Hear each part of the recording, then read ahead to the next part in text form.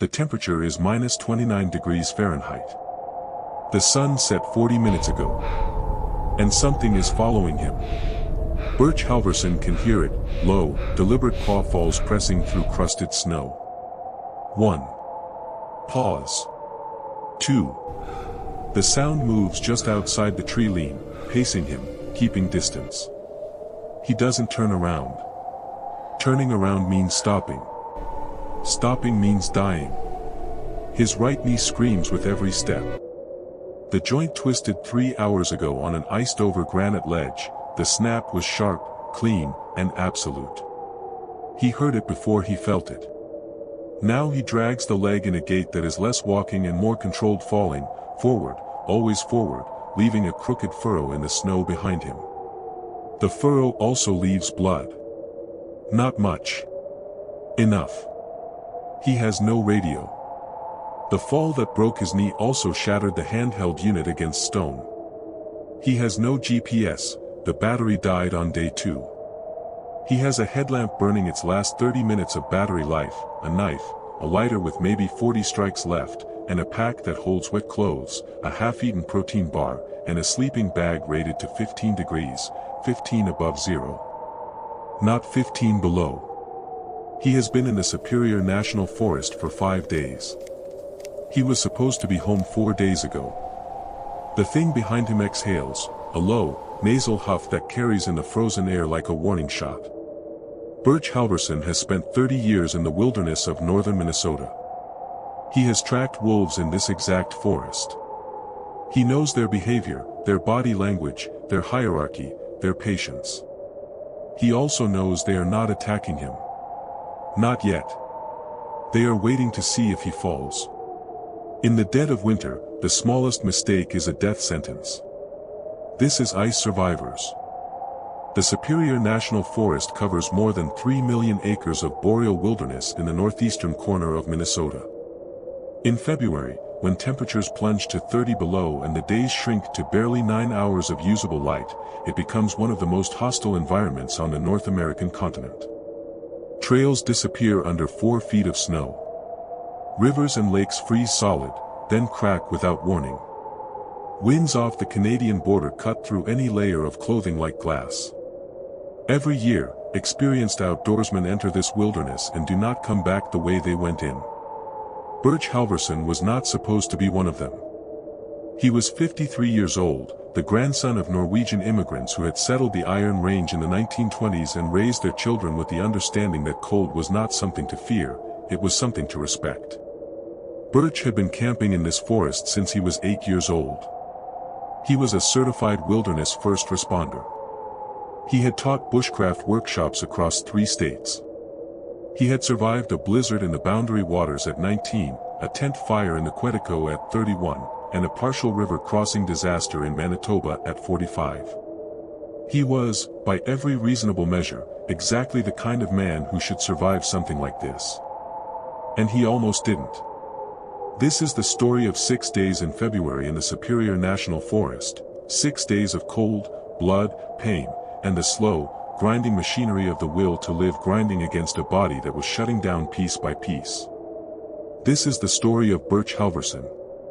And the wolves that watched him fall. Birch Halverson left his truck at the Sawbill Lake trailhead at 6:47 in the morning on a Tuesday in the first week of February. The temperature was minus 11. The sky was the particular shade of pale gray that experienced Minnesota outdoorsmen know means more cold is coming, not warmth. He had done this before. Not this exact route, he had not done this exact route. But he had done routes like it, in weather like this, more times than he could count. He was not cavalier about it. He was precise. Methodical. His pack weighed 41 pounds, and every ounce of it was intentional. He carried a 4-season sleeping bag rated to minus 20. A bivy sack. A jet boil stove with 3 fuel canisters. 8 days of freeze-dried food, 2 more than his planned 6-day route required. A first aid kit. A handheld radio. A GPS unit with fresh batteries and backup batteries sealed in an inside pocket. A compass and a paper topo map in a waterproof case. Fire-starting materials in 3 separate locations in his pack. A fixed-blade knife. A folding saw. 40 feet of paracord. Chemical hand warmers. Emergency mylar blankets. He had told his wife, Ingrid, exactly where he was going. He had written the route on paper, trailhead to trailhead, with estimated campsites marked for each night. He had told her to call the Cook County Sheriff's Office if she had not heard from him by Sunday evening. He was not an amateur. He was the opposite of an amateur. That is the first thing you need to understand about what happened next. Birch was not out there for sport. He was out there for the wolves. The eastern timber wolf, Canis lupus lycaon, had made a remarkable recovery in northeastern Minnesota over the previous 4 decades. The Superior National Forest held one of the densest wolf populations in the lower 48 states, an estimated 400 animals organized into roughly 80 packs. Birch had been tracking and photographing wolf activity in this corridor for 11 years. He kept detailed journals. He had contributed data to 2 university research projects. He was not a scientist, but he worked with the precision of one. This particular trip had a specific purpose. A pack he had been tracking for 3 years, a family group of 7 animals he had named the Granite Ridge Pack, had been moving in an unexpected pattern. Their territory, which normally followed the lake chain east of the trailhead, had shifted south by approximately 12 miles over the previous 2 months. Birch had found fresh sign during a day hike in December: scat, urine markings, a deer carcass with the distinctive feeding pattern of a wolf pack. He wanted to understand why they had moved. He had a theory: a secondary pack was pushing them out of the lake corridor. If he could document the territorial boundary, find the scent markings, photograph the sign, map the movement, he would have data that no one else had. Data that mattered. That is why he followed them deeper into the forest than he had planned. That is why everything went wrong. The first day was, by any measure, exceptional. The kind of day that reminds you why you come out here. The forest was locked in the deep quiet of a Minnesota February. Snow sat in perfect shelves on the spruce branches. The birch trees, Birch had always felt a private satisfaction at sharing a name with the tree he loved most, stood in clusters of white and silver against the gray sky, their bark almost luminous. His snowshoes moved through the crust with a rhythmic compression, the sound carrying in the cold air, then dissolving. He found the first wolf sign at 10:40 in the morning. A trail of prints crossing a frozen creek bed, 4 animals, he estimated, moving at a trot. The prints were fresh, maybe 6 hours old. He crouched over them with his measuring tape and his field notebook, recording the dimensions, the stride pattern, the direction of travel. He took photographs. He felt the precise, focused satisfaction of a man doing the thing he was meant to do. He made camp that night on a slight rise overlooking a frozen pond, the kind of elevated, wind-sheltered position he had learned to choose over decades of winter camping. He pitched his tent in 20 minutes, got his stove running in 5, and had a hot meal inside him before the temperature dropped to -18. He updated his GPS log, checked in on the radio, signal was thin but present, and wrote 3 pages in his field notebook before his hands got too cold to hold the pen. He slept well. The cold was not a problem. It was never a problem. He had been saying that for 30 years. The second day is where the story really begins. He picked up the Granite Ridge Pack's trail at 8:15 in the morning, a full group now, 7 animals moving in the staggered single file that wolves use to conserve energy in deep snow. They were heading south-southwest, away from the lake chain, deeper into the untracked interior of the forest. Birch stood at the edge of their trail and felt the pull of it. He knew, in the rational and experienced part of his mind, that following them would take him off his planned route. He had built in contingency days, his pack had extra food, he had told Ingrid about the general area.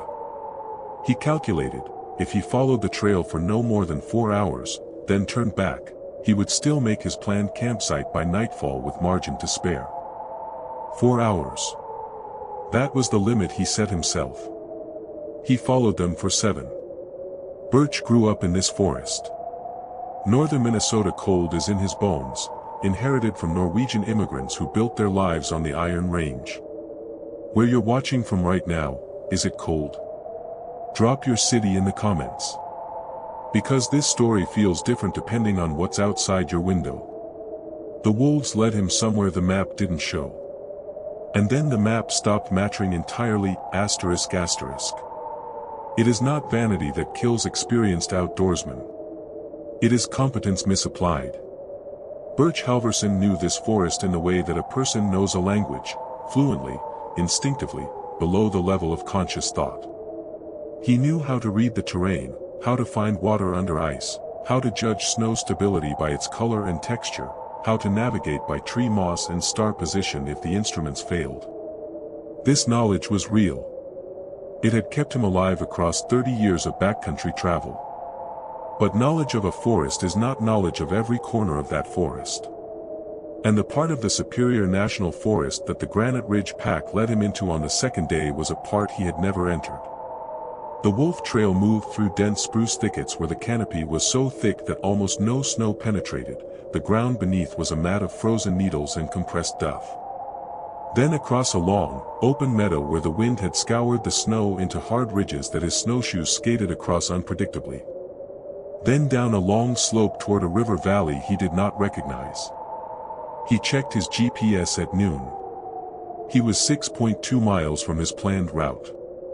He kept going. The rational justification was that the terrain was moving him parallel to his route, not perpendicular. He could cut east at any point and intersect the trail system within a mile or two.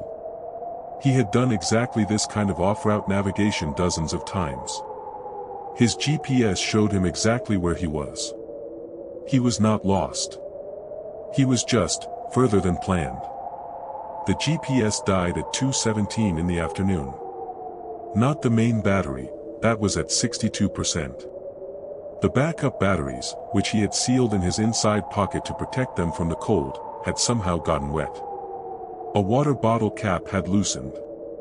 The backup batteries were dead, corroded, useless. He stood in a small clearing and felt the first cold finger of something he did not often feel in the wilderness. Not panic. Something quieter than panic. A pulling sensation behind the sternum. The body registering that the variables had shifted. The main battery had perhaps 4 hours of life in this cold. He turned off the GPS to conserve it. He pulled out his compass and his paper map. He found his approximate position. He could triangulate from the valley contours and the river he could see to the east. He was in a section of the map that he recognized by grid coordinates but had never physically entered. The map showed a trail system 3.8 miles to the east. He made a decision: forget the wolves. Turn east. Hit the trail. Make camp. He turned east. The trail the map showed did not exist. This is the detail that still makes wilderness managers wince when they review this case. The trail Birch was navigating toward had been decommissioned 8 years earlier following a forest fire that had made the terrain impassable. The trail had been removed from the management database, but the old paper topo map, a 2009 edition that Birch had been using for a decade, still showed it. He spent 90 minutes moving through terrain that kept getting worse, down timber from the fire, standing dead trees that groaned in the wind, unpredictable snow depths that varied from 6 inches to 4 feet within a single stride. He post-holed twice, both legs punching through snow crust to the hip, the kind of fall that is exhausting and demoralizing in a way that is hard to communicate if you have not experienced it. He was already tired, already slightly behind schedule, already burning more calories than planned, when he reached the slope. It was a granite escarpment, a long, gradual ramp of exposed stone that the old fire had stripped of trees, leaving it to ice over completely during the winter months. The slope was perhaps 30 degrees. Under the snow, the granite was a sheet of glass. He should have gone around it. He knew this. Going around it would add 2 hours to an already late day. The light was failing. He was cold. He went across it. He made it approximately 40 feet before his left snowshoe caught on a rock buried under the ice crust and he went down hard, not a controlled fall but a sudden, absolute loss of contact with the ground. He slid 12 feet before his right knee hit a raised edge of granite with a force that he described, later, as feeling like a car door slamming on the joint. He lay on the ice for 2 minutes before he could breathe normally. When he reached down to feel his knee, it was already swelling inside his pants. He could bend it, barely. He could not straighten it completely. He knew immediately that the medial collateral ligament was at minimum severely sprained, possibly partially torn, possibly worse. He also knew that his radio, which had been clipped to the outside of his pack for easy access, had gone with him down the slope and hit the granite before he did. He picked it up. The housing was cracked. The antenna was bent. He keyed the transmit button. Static. A thin, broken carrier tone. Nothing. Birch Halverson made camp that night 9.4 miles from his planned route, with a damaged knee, a broken radio, a GPS with perhaps 3 hours of battery life remaining, and the temperature dropping toward -25. He did everything right. This is important to say, even at this point, badly compromised and increasingly aware of the seriousness of his situation, he executed his survival priorities with the precision of a man who had rehearsed them for 30 years. He found a sheltered position in a stand of mature spruce. He cleared snow from a 3-foot radius, built a raised platform of spruce boughs to insulate himself from the ground, and erected his tent in the failing light. He got his stove running, first try, despite fingers that were already losing dexterity, and rehydrated a meal and a full liter of water. He wrapped his knee in the elastic bandage from his first aid kit, took 2 ibuprofen, elevated the leg with his pack. He lay in his sleeping bag and thought carefully about his situation. No radio. Limited GPS, damaged knee. He could walk, but his speed and range were significantly reduced. His planned extraction point was now effectively unreachable at his new movement speed. He had 6 days of food remaining. He had shelter and fire-starting materials. He was not going to die tonight. He was not certain about tomorrow. Outside the tent, the temperature continued to fall. And from somewhere in the darkness of the spruce forest, a wolf called, a long, ascending note that carried for miles in the frozen air. Birch listened to it and, despite everything, felt a complicated kind of awe. By day 4, the wolves weren't the only thing tracking him. His own body had started to betray him, asterisk. He gave himself 1 full day of rest. This was not weakness. This was mathematics. His knee needed 24 hours of elevation, compression, and anti-inflammatory medication to have any chance of bearing the load he was going to put on it. Moving too early on a damaged joint in these conditions risked turning a severe sprain into a complete rupture, which would mean no movement at all, which would mean death. He spent day 3 inside his tent, managing his body with clinical precision. Ibuprofen every 6 hours. Knee elevated. He used his last remaining GPS battery charge to record his position and then powered the unit down to preserve it for navigation. He melted snow for water continuously. Dehydration in extreme cold is a silent killer, because you do not sweat, you do not feel thirsty, but your body is losing moisture with every exhaled breath, and dehydrated blood thickens, circulates poorly, and accelerates the conditions for frostbite. He drank 2 liters. Then another. He also made a plan. The trail system that his paper map showed, the decommissioned one, the Ghost Trail, ran south before curving east toward a Forest Service road. If the road itself still existed, and if he could reach it, he had a chance of flagging down a vehicle or, at minimum, following the road to a trailhead with a potential emergency call box. The road was approximately 11 miles away. With his damaged knee, moving through deep snow on snowshoes, he could cover perhaps 2 miles per hour on flat terrain, less on anything technical. 11 miles meant at minimum 6 hours of travel. In February in the Superior National Forest, he had perhaps 8 hours of usable daylight. It was possible. Just possible. He set out on the morning of day 4. Cold is not a thing that happens to you all at once. It is a process. A negotiation between the body's core and its extremities, where the body makes increasingly brutal decisions about which parts to sacrifice to maintain the temperature of the organs that keep you alive. By the morning of day 4, Birch's body was deep into that negotiation.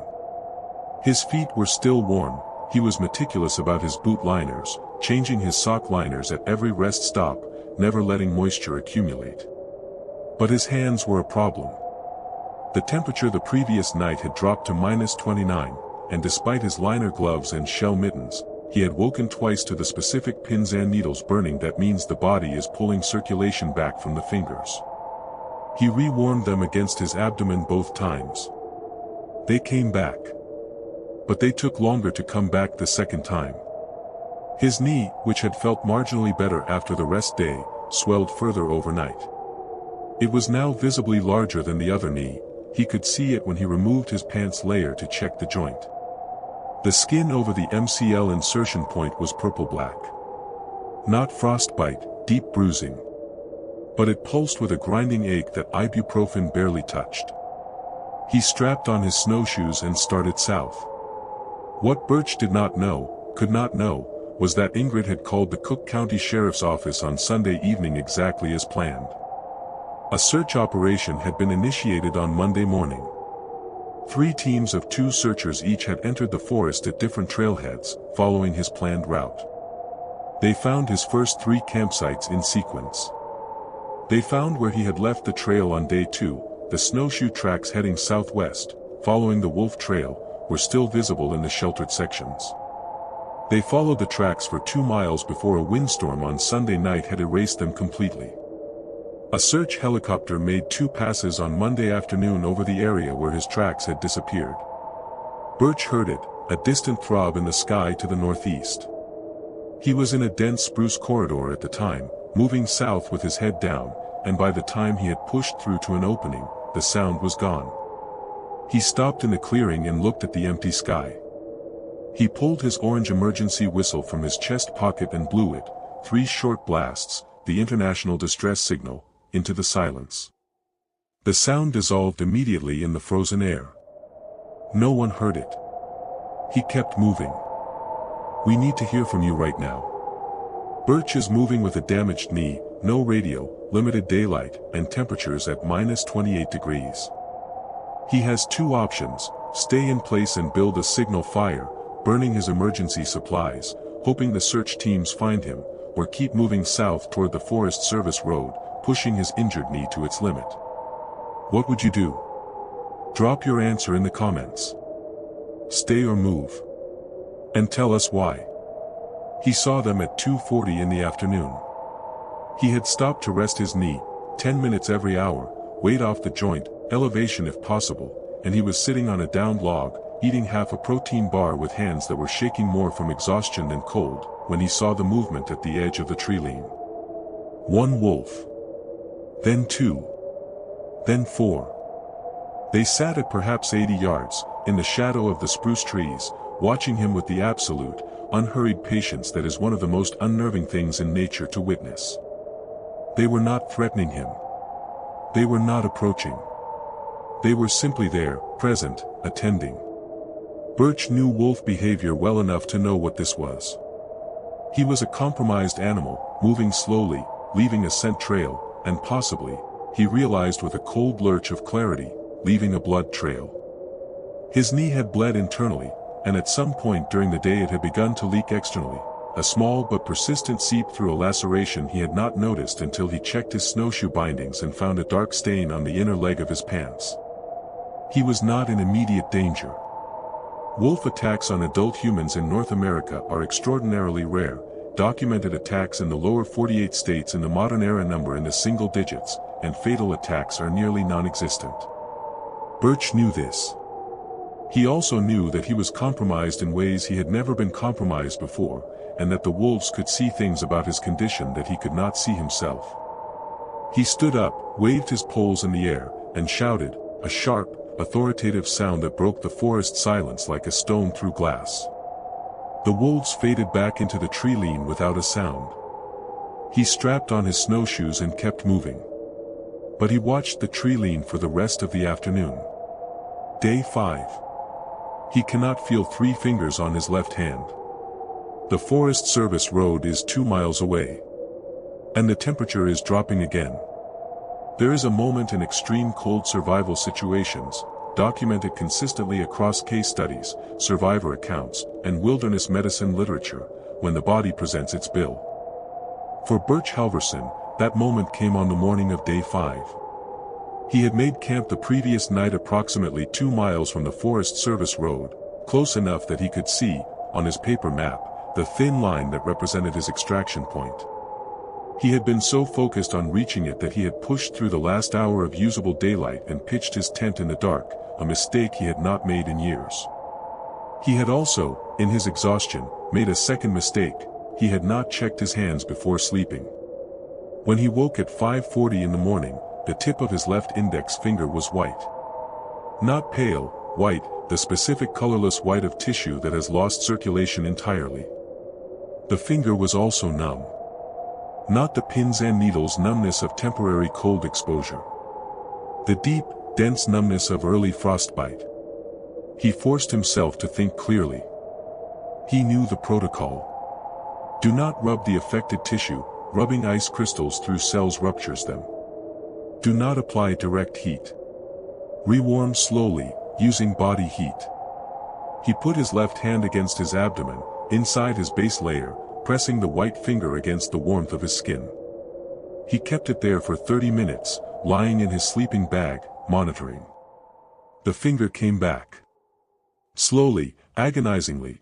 The rewarming of frostbitten tissue is a specific, electric pain that experienced wilderness medicine providers describe as one of the most intense non-surgical pains a human can experience.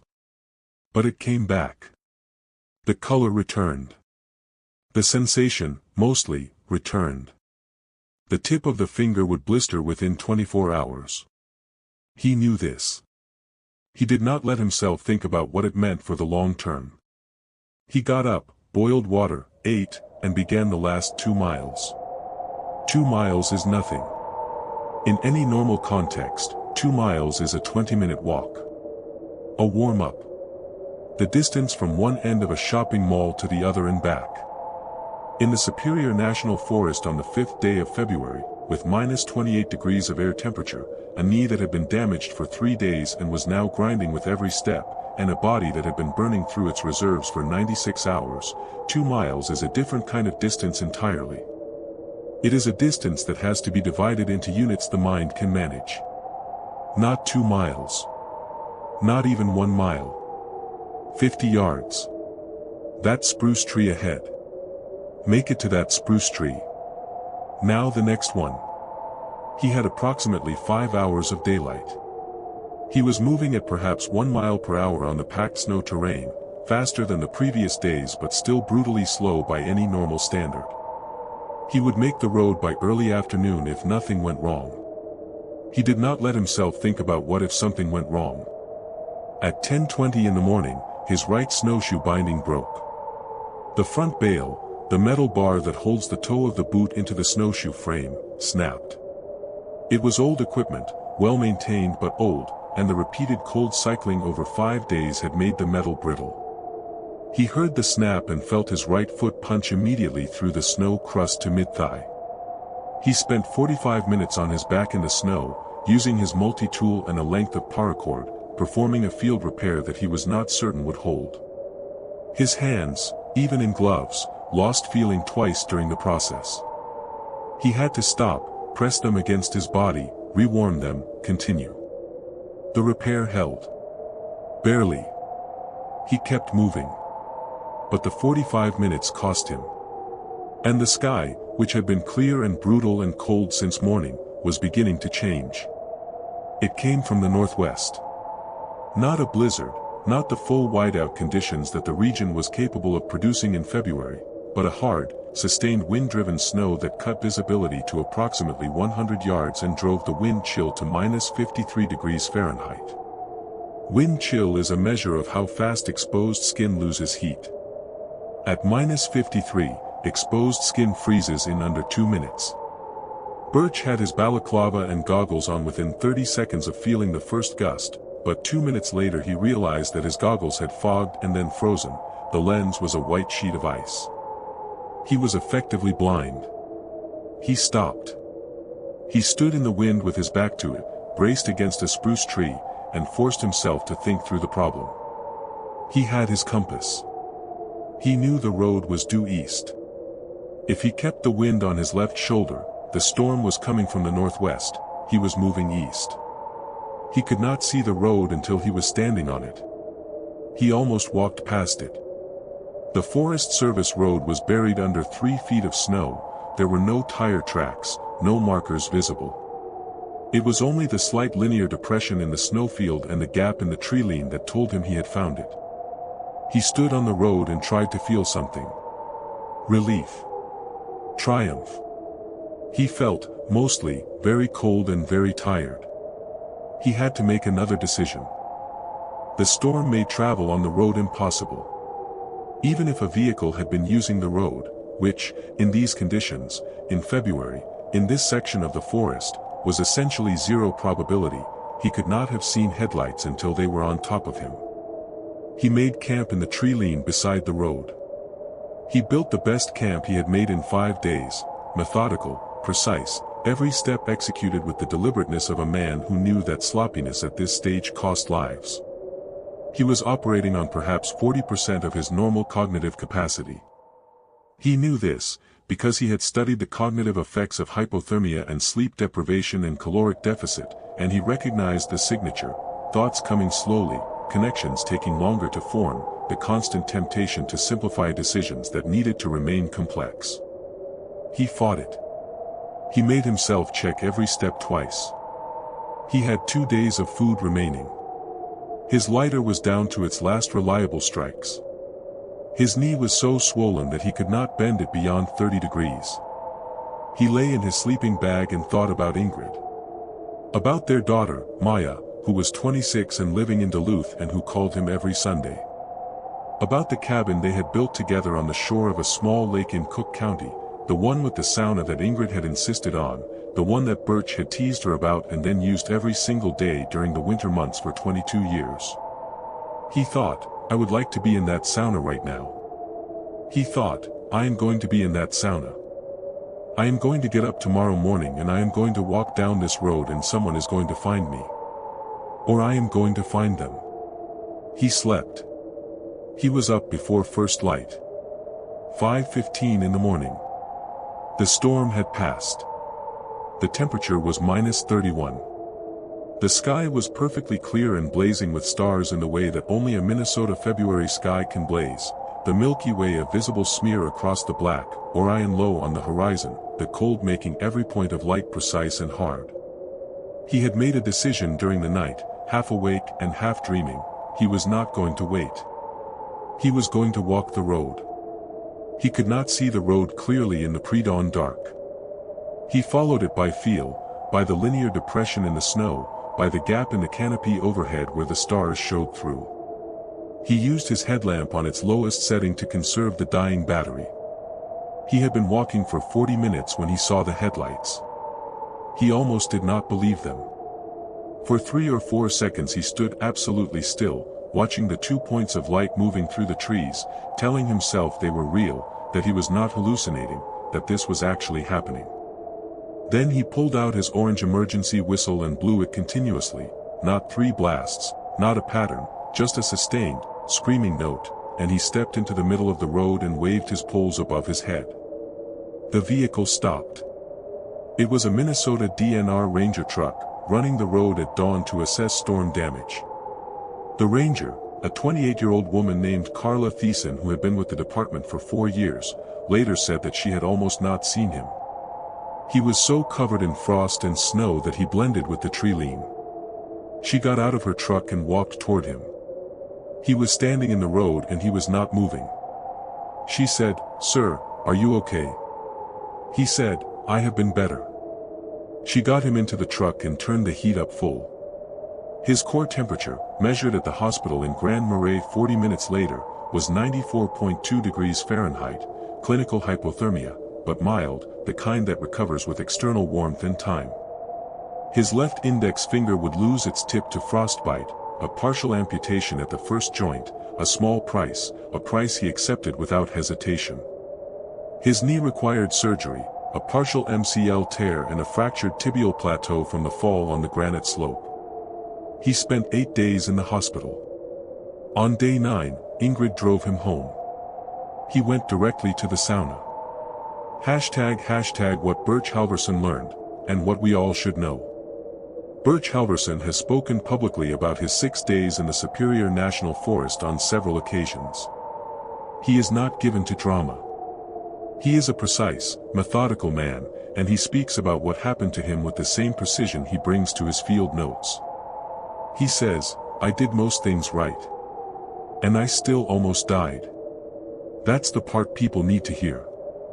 He has identified 3 decisions that created the conditions for his survival ordeal. First, he followed the wolf trail 4 hours past his self-imposed limit. The pull of the thing he loved most, the work, the animals, the data, overrode the discipline he had spent 30 years building. Experience does not protect you from desire. If anything, it makes desire more dangerous, because you have enough competence to get yourself into situations that less experienced people would never reach. Second, he carried a 10-year-old paper map. In a forest management environment where trails are decommissioned and landscapes change, a 2009 map is not a map, it is a historical document. Current digital topo data, downloaded the week of a trip, is not a luxury. It is a life safety requirement. Third, he did not carry a personal locator beacon. A PLB, a satellite-linked emergency signaling device that costs between $200 and $400 and requires no subscription fee, would have reduced his 6-day ordeal to a 6-hour rescue. He had carried one for years, stopped when he upgraded to a GPS unit, and never replaced it. This was the error he calls unforgivable, and the one he cannot fully explain. He now carries a PLB. Every time. Every trip. Without exception. The wolves, incidentally, were never a threat to him.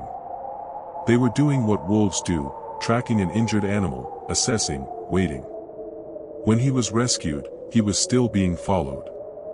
The DNR ranger saw their tracks in the road within 50 yards of where she found him. Birch says he does not hold it against them. They were doing their job, he said. I was the one who wasn't doing mine. In the dead of winter, experience is not armor. Knowledge is not armor. The only armor is preparation, and the humility to know that the wilderness does not care how many times you have walked out before. Birch Halverson walked out. But it was close. Closer than a man with 30 years of wilderness experience should ever have to admit.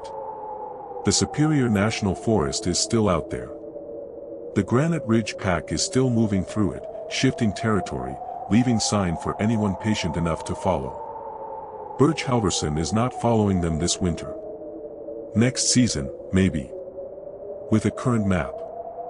With a PLB on his chest. With a hard limit he will not cross, no matter what the wolves do.